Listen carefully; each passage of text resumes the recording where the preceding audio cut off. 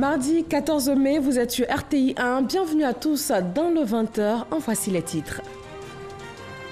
Ramadan 2019, le chef de l'État apporte son appui à la communauté musulmane ivoirienne. Le don reçu par le Conseil supérieur des imams en Côte d'Ivoire ce matin va permettre à de nombreuses familles de vivre ce mois de pénitence et de partage dans de bien meilleures conditions. Rencontre mondiale sur le travail des enfants en Côte d'Ivoire. L'ouverture officielle de cette deuxième réunion de l'Alliance 8.7 a été présidée par la première dame de Côte d'Ivoire, Dominique Ouattara, présidente du Comité national de surveillance des actions de lutte contre la traite, l'exploitation et le travail des enfants. La coalition du secteur éducation-formation de Côte d'Ivoire a lancé ce matin un mot d'ordre de grève. L'impact de cette nouvelle grève sur les cours dans les lycées, collèges et écoles primaires publiques du district d'Abidjan dans ce journal.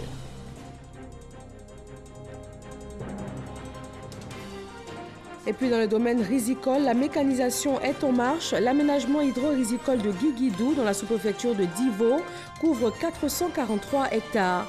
Et c'est aujourd'hui un exemple de mécanisation. Un projet pour encourager les jeunes à s'intéresser à la terre et surtout à apporter des solutions au déficit du marché local. Merci de suivre RTI 1. Bonsoir à tous. Le Conseil supérieur des imams en Côte d'Ivoire a reçu ce matin un don du chef de l'État afin de soutenir la communauté musulmane dans ce mois de Ramadan, mois de partage et de solidarité. Parga se reconnaît. 345,2 tonnes de sucre et 339 tonnes de riz pour la communauté musulmane sur l'ensemble du territoire national, dont 68,3 tonnes de sucre et 66,1 tonnes de riz pour les mosquées du district autonome d'Abidjan, les structures islamiques et associations, et une enveloppe de 1 500 000 francs CFA. C'est le don du président de la République, Alassane Ouattara, aux imams et aux fidèles musulmans de Côte d'Ivoire, qui vise à soutenir la communauté musulmane pendant ce mois de jeûne de Ramadan. Il a été officiellement remis au responsable du Conseil supérieur des imams en Côte d'Ivoire, COSIM, par le conseiller spécial du président de la République chargé des cultes représentant le chef de l'État à cette cérémonie. Koné Drissa, profitant de l'occasion, a invité imams, guides religieux, prédicateurs et fidèles musulmans à multiplier prières et adorations pour la paix, la stabilité et le développement de la Côte d'Ivoire. Le message du représentant du président de la République, bien approuvé par les imams, qui ont tenu à traduire tous leurs remerciements et toute leur gratitude. Ce que le président a fait pour la communauté musulmane à l'occasion de ce mois béni, mois de Ramadan, c'est devenu une tradition. Tout le monde est content et tout le monde prie pour le président, prie pour le pays, prie pour les Ivoiriens, afin que les Ivoiriens s'entendent, afin que les Ivoiriens vivent dans la paix, dans la fraternité, dans la cohésion entre eux-mêmes. Prière pour le président de la République, Alassane Ouattara, et pour son gouvernement. Prière pour les filles et fils de la Côte d'Ivoire. Louanges, invocations et bénédictions, des temps forts qui ont également meublé cette cérémonie de remise officielle du don du chef de l'État à la communauté musulmane. La présidente du Comité national de surveillance des actions de lutte contre la traite, l'exploitation et le travail des enfants a présidé la cérémonie d'ouverture de la deuxième réunion mondiale de l'Alliance 8.7. Une rencontre qui porte sur l'élimination du travail forcé, de l'esclavage moderne, de la traite des êtres humains et du travail des enfants dans les chaînes d'approvisionnement. Chirom Kofi Abola. La première dame de Côte d'Ivoire, Dominique Ouattara, à l'ouverture de l'atelier stratégique mondial de l'Alliance 8.7. C'est l'espace Latrie, aux deux plateaux, qui a été choisi pour abriter la cérémonie. La rencontre, organisée par le BIT, Bureau international du travail, avec le soutien d'un certain nombre de structures onusiennes, planche sur la problématique du travail des enfants. Le ministre ivoirien de l'Emploi et de la Protection sociale, Pascal Kwaku-Abina, est le président du comité interministériel de lutte contre le travail des enfants. En saisissant l'occasion, il indique que la lutte contre le travail des enfants reste l'une des préoccupations majeures du gouvernement. La lutte contre le travail des enfants fait partie des priorités de l'action gouvernementale en Côte d'Ivoire. Il s'agit d'un engagement de haut niveau des autorités du pays avec, en première ligne, le président de la République, son Excellence M. Alassane Ouattara, et de l'ensemble des membres du gouvernement, ainsi que l'engagement personnel et le leadership de Madame la Première Dame, qui a permis à la Côte d'Ivoire d'enregistrer des avancées notables dans le domaine de la lutte contre le travail des enfants ces dernières années. C'est pourquoi, dès le lancement de l'Alliance 8.7, ce partenariat mondial et inclusif qui s'engage à atteindre la cible 8.7 des objectifs du développement durable, la Côte d'Ivoire y a pleinement adhéré. Convaincu que c'est un excellent cadre de collaboration qui contribuera à conjuguer nos efforts, j'ai le plaisir d'annoncer solennellement que la Côte d'Ivoire s'engage comme pays pionnier de l'Alliance 8.7. C'est en sa qualité de présidente du Comité national de surveillance des actions de la lutte contre la traite, l'exploitation et le travail des enfants que la première dame de Côte d'Ivoire, Dominique Ouattara, a présidé cette cérémonie d'ouverture. Elle est revenue largement sur les actions entreprises pour combattre l'exploitation et le travail des enfants avant de lancer un appel à redoubler les efforts face à cette cause. Depuis plusieurs années, nous avons entrepris de mener des actions rigoureuses pour éliminer l'exploitation et le travail des enfants dans tous les secteurs d'activité. L'objectif recherché étant de protéger tous nos enfants partout où ils se trouvent.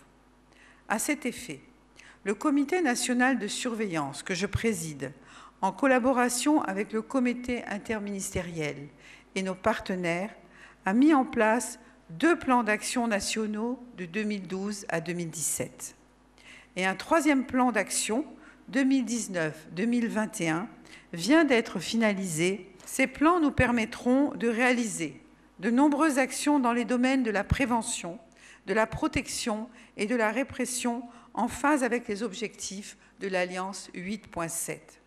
Ainsi, jusqu'à ce jour, nous avons mené des campagnes de communication, d'information et de sensibilisation des populations et formé les différents intervenants de la chaîne de remédiation à l'échelle nationale.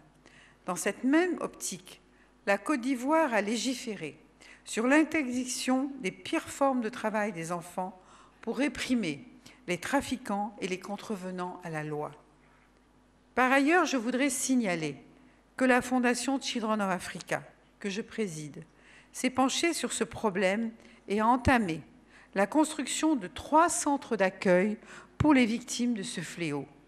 Le premier centre, situé à Soubré, dans l'ouest de la Côte d'Ivoire, en zone de production de cacao, est achevé et fonctionne déjà depuis 1 an. Ceux de Bouaké, au centre du pays, et Ferkessédougou, au nord, seront terminés avant la fin de cette année. Je voudrais clore mon propos en invitant tous les pays membres de l'Alliance 8.7 à accentuer leurs efforts dans la lutte contre le travail forcé, l'esclavage moderne, la traite des êtres humains et le travail des enfants. Le rendez-vous d'Abidjan met l'accent sur la conjugaison des efforts afin d'éradiquer le travail forcé, l'esclavage moderne, la traite des êtres humains et le travail des enfants. C'est la 2e rencontre du genre, après celle qui s'est déroulée en septembre 2016 à New York, aux États-Unis. Plus d'une centaine de personnalités venant de 22 pays y prennent part. Le président du Sénat ivoirien a reçu aujourd'hui une délégation du Conseil national des droits de l'homme de Côte d'Ivoire. Jeannot Kouadio-Aoussou a été informé du changement de statut que connaît l'institution depuis peu. Selon une loi votée fin 2018, le Conseil national des droits de l'homme de Côte d'Ivoire a désormais le statut d'une autorité administrative et indépendante. Les 2 parties ont échangé sur un cadre de collaboration pour la promotion et la protection des droits de l'homme en Côte d'Ivoire. Et on s'intéresse maintenant à l'éducation nationale. Un mot d'ordre de grève a été lancé ce mardi par la coalition du secteur éducation-formation. A-t-il été suivi dans les établissements publics du district d'Abidjan?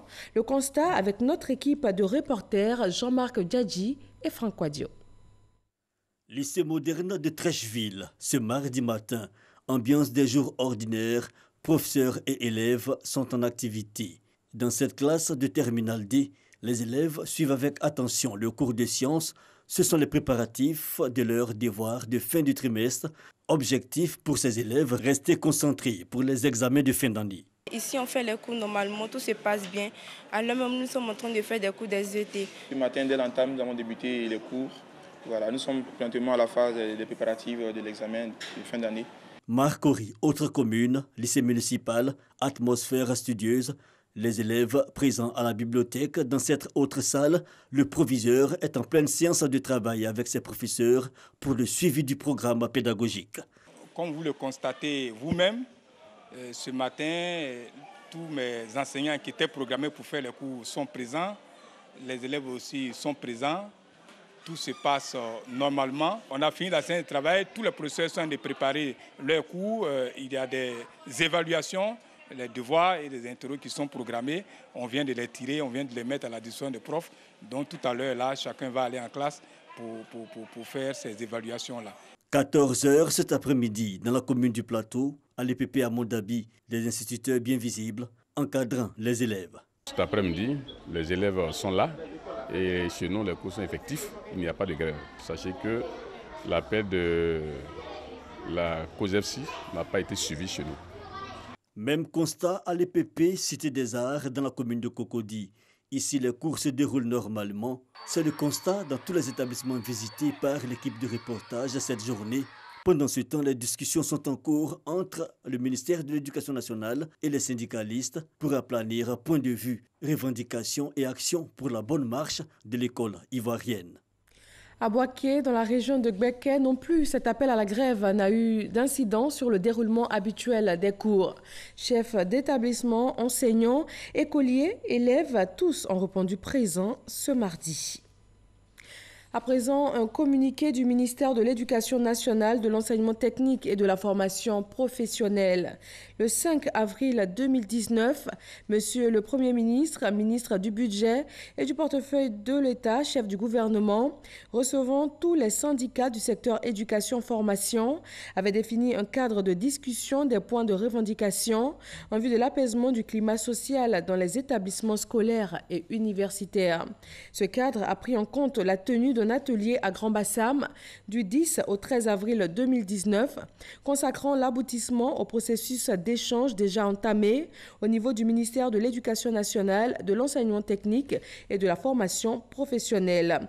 Ainsi, suite à la production du rapport de synthèse des travaux du dit atelier, qui lui a été remis et conformément à la procédure convenue d'accord, partie Madame Kandia Camara, ministre de l'Éducation nationale, de l'enseignement technique et de la formation professionnelle, convoque tous les responsables syndicaux, signataires ayant pris part à l'atelier le vendredi 17 mai 2019 à 15h au cabinet du ministre assis au 28e étage de la Tour D.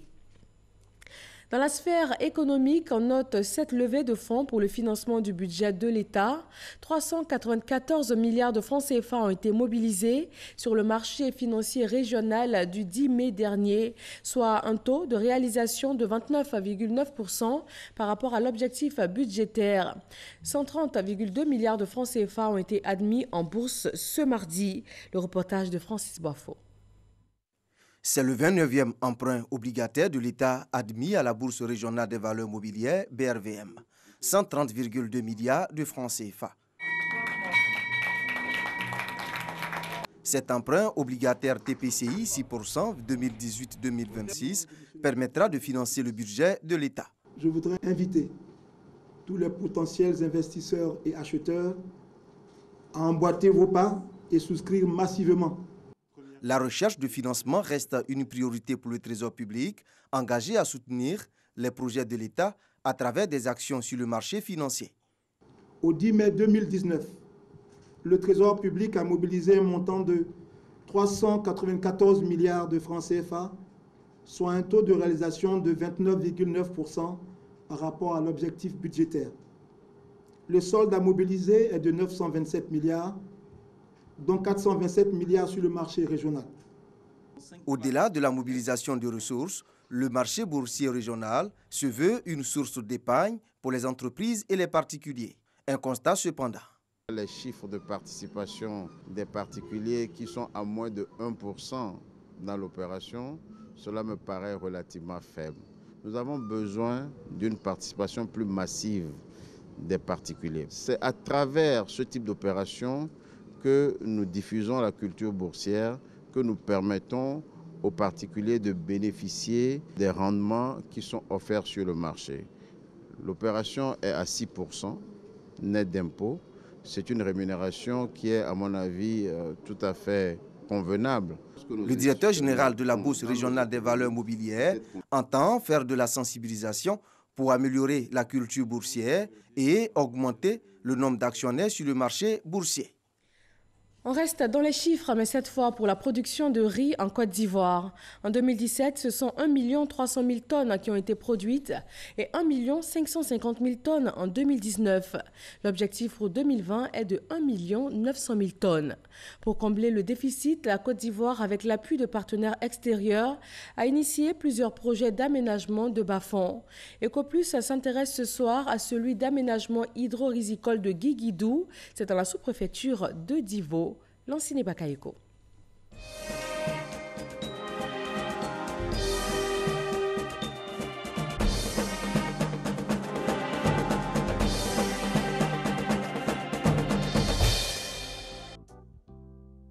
Nous sommes sur l'un des 3 secteurs aménagés en casier risicole au niveau du site hydro-agricole de Guiguidou. Ces femmes répiquent à la main de jeunes plants de riz sur cette parcelle. Dans ce carré, elles sont 8, mais le travail n'est pas de tout repos. Répiquer à la main, c'est fatigant. Pourquoi? La terre est argileuse. Donc, on finit toute la journée sur ça. Ici, des experts chinois ont appris aux paysans à maîtriser les nouvelles techniques culturelles du riz. Benjamin Semporé a intégré le projet en 2010. Aujourd'hui, il fait beaucoup plus dans l'encadrement.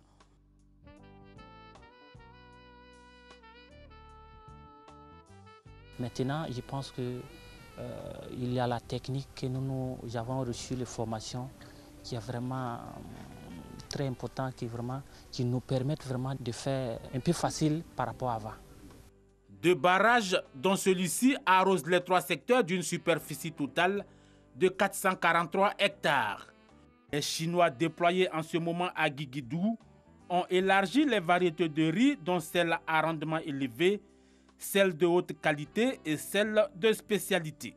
Aujourd'hui est un grand jour dans la région. Dans le cadre du 10e projet de coopération agricole sino-ivoirienne, les riziculteurs ivoiriens reçoivent de nouveaux matériels agricoles. Ce sont des moissonneuses-batteuses, des tracteurs, des répiqueuses et des décortiqueuses.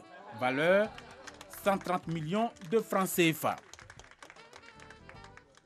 Cette coopération va encore continuer et nous allons encore élargir les champs de coopération et trouver encore de nouvelles modèles de coopération dans ce secteur pour aider la Côte d'Ivoire à réaliser l'autosuffisance en riz. Avec ses répiqueuses, Mamadou Sissé arrive à lui tout seul à entretenir par jour 2 à 3 carrés. Bon, ça, quand la machine est venue, vraiment, ça nous a facilité le travail. On prenait les femmes pour répliquer à 25 000, 30 000. Mais maintenant, avec 3 distances, vraiment, on voit qu'on peut finir un casier.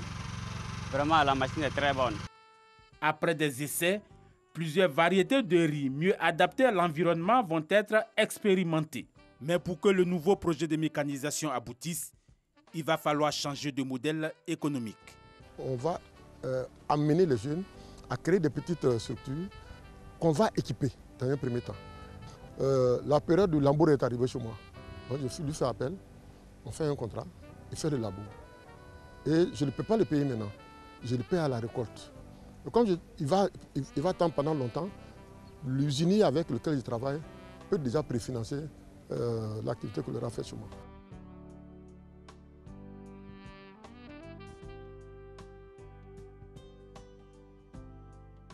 Les techniciens ivoiriens ne sont pas en reste. Ils essaient de faire progresser ce centre agricole pilote. L'objectif est de favoriser une coordination efficace avec la politique nationale destinée à atteindre et à gérer l'autosuffisance en riz. En adoptant notre rôle, c'est d'aider les paysans à appliquer les bonnes techniques agricoles pour pouvoir produire plus. Nous faisons les pépinières et nous leur montrons comment il faut répliquer. Nous sommes passés pratiquement dans le temps de 1,5 tonne à 4 tonnes à l'hectare aujourd'hui, et voire plus. Ce n'est pas seulement au niveau de la production que les jeunes Ivoiriens sont formés, mais aussi à la transformation, pour doter la Côte d'Ivoire d'une capacité de transformation à la hauteur de ses objectifs de production. 16 milliards sont mobilisés pour la fourniture d'installations et la mise en marche de 30 unités de transformation d'une capacité de 5 tonnes à l'heure, soit 25 000 tonnes par an. Avec ça, là, c'est un appui. Ça va nous aider un peu pour vraiment accroître aussi nos productions.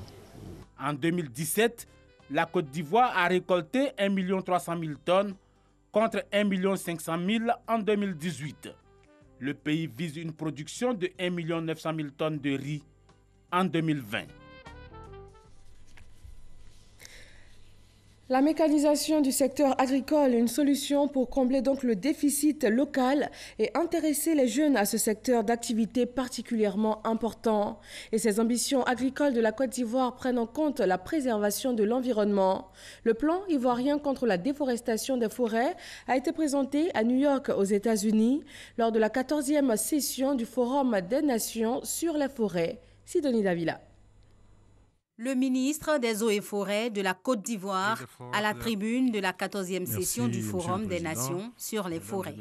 Alain Richard Donvaï a pris part aux travaux au cours desquels il a présenté les efforts déployés par le pays pour freiner la dégradation des forêts en adoptant une politique de préservation, de réhabilitation et d'extension de ces forêts, ainsi qu'une stratégie de mise en œuvre. La stratégie de mise en œuvre de cette politique, ainsi que son plan d'action pour la période 2019-2030, je voudrais le souligner, ont été élaborés et adoptés à travers un processus participatif et inclusif, regroupant les acteurs du secteur public et du secteur privé. L'objectif de cette politique est de permettre à la Côte d'Ivoire de recouvrer au moins 20% de sa couverture forestière, soit 6 millions d'hectares au total, à l'horizon 2045. Le budget de cette mise en œuvre de cette politique est estimé à 1,2 milliard de dollars américains sur une période de 10 ans. À cet effet, un nouveau code forestier adapté à cette politique, entériné par le gouvernement, est soumis à l'Assemblée nationale pour l'adoption dans les prochains jours. Au cours de ce forum qui s'achève ce vendredi, un accent particulier sera accordé au suivi et à l'évaluation des progrès réalisés dans la mise en œuvre du plan stratégique, notamment l'instrument des Nations Unies sur les forêts, ainsi que l'élaboration des indicateurs mondiaux relatifs aux forêts. Cette lutte contre le réchauffement climatique et aussi le financement des projets verts était au cœur d'une rencontre du ministre ivoirien de la Ville et de la présidente du R20. Le R20, structure en charge de la gestion du fonds vert, s'engage à accompagner les collectivités territoriales ivoiriennes. Mamadou Kouassi. Selon les Nations Unies, plus de la moitié de la population mondiale vit en zone urbaine. Et en 2050, si rien n'est fait, c'est plus de 80% de ces populations qui vont se retrouver en ville. Et la Côte d'Ivoire est fortement menacée par ce phénomène. Une situation qui n'est pas sans conséquences pour ces villes, qui s'agrandissent davantage. Au nombre de ces conséquences, il y a l'insécurité, le chômage et l'urbanisme. Et le groupe Atelier France veut accompagner la Côte d'Ivoire à faire face à cette situation. On a cet échange qui doit permettre d'avoir un atelier en Côte d'Ivoire sur la ville de San Pedro et qui doit permettre justement aux responsables à la fois locaux et nationaux de Côte d'Ivoire de préserver le développement de cette ville et de construire un schéma pour préparer l'avenir de San Pedro. Il s'agira de réunir des professionnels et des étudiants pendant une semaine pour réfléchir sur différentes thématiques, notamment la planification, l'architecture et l'environnement de la ville de San Pedro. L'autre personnalité reçue par le ministre de la Ville, Michel Saban, la présidente du R20, structure en charge du Fonds vert des Nations Unies. Cette institution est engagée à accompagner les collectivités ivoiriennes dans la lutte contre le réchauffement climatique. On faisait le constat que le réchauffement climatique et les incidents climatiques vont de plus en plus forts et ça devient de plus en plus grave. Et l'urgence n'est plus, le mot urgence ne veut plus rien dire. Il faut vraiment réaliser maintenant et en premier lieu, moi je pense qu'il faut former la population.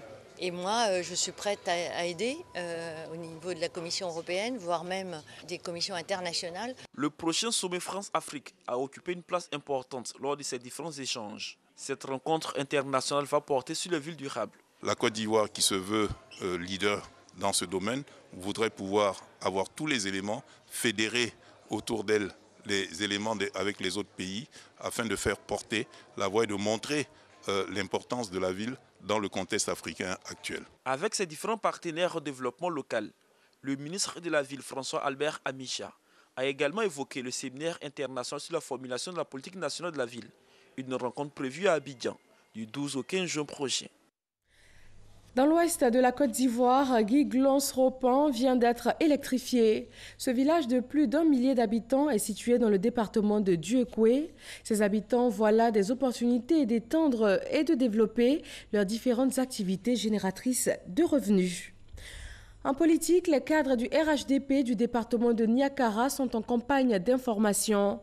Ils travaillent à la remobilisation des militants de leur formation politique. Charles Tatou.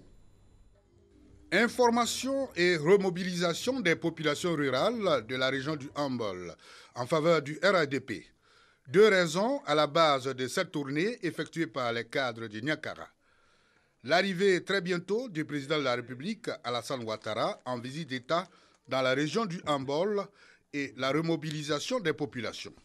Stratégie du porte-à-porte adoptée pour une information de proximité dans les villages. Nous sommes commis en mission par le ministre Ali Koulibaly, ministre de l'intégration africaine et des Ivoiriens de l'extérieur, et du Premier ministre Amadou Gon Koulibaly.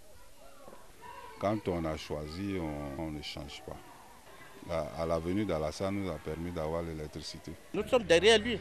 Au début jusqu'à la fin, nous sommes derrière lui. Facteur de reconnexion des cadres aux populations, la tournée a permis aux messagers d'expliquer la vision du chef de l'État, Alassane Ouattara, pour le développement de la Côte d'Ivoire et le bien-être de ses populations. Depuis l'indépendance de Tafiré jusqu'à Niakara, en allant dans les villages de l'est de Niakara, tout comme à l'ouest, il n'y avait aucun village qui était éclairé. Aujourd'hui, 95% des villages sont éclairés. Outre l'information de proximité, de grandes rencontres avec les populations ont eu lieu également à Niakara, chef-lieu de département, et dans la commune de Tortilla.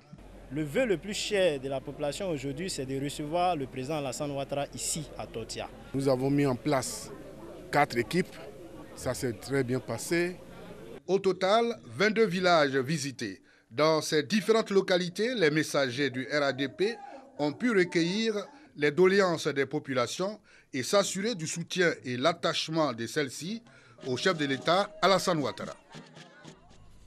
Des artistes, chanteurs, musiciens et comédiens se sont retrouvés ce mardi devant les locaux du Burida, le bureau ivoirien du droit d'auteur, pour demander le départ de la directrice générale dont ils contestent la gestion. On note que le conseil d'administration du Burida avait produit un communiqué le 10 mai dernier en prélude à cette manifestation, invitant les artistes à attendre les résultats d'un audit initié par l'inspection générale d'État. Direction le Niger pour ouvrir le chapitre international.